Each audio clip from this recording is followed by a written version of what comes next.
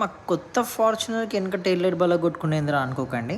ఈ 2025 sigma 4 Fortuner మన దగ్గర క్రోమ్ డిలీట్ కోసం వచ్చిందనమాట. కస్టమర్కి దీంట్లో అసలు సిల్వర్ కలర్ ప్యానల్స్ వద్దన్నారు. సో ఆబ్వియస్లీ ఫ్యాక్టరీ నుంచి అయితే బ్లాక్ ట్రిమ్స్ రావు ఫార్చునర్కి, మీ అందరికి తెలిసిందే.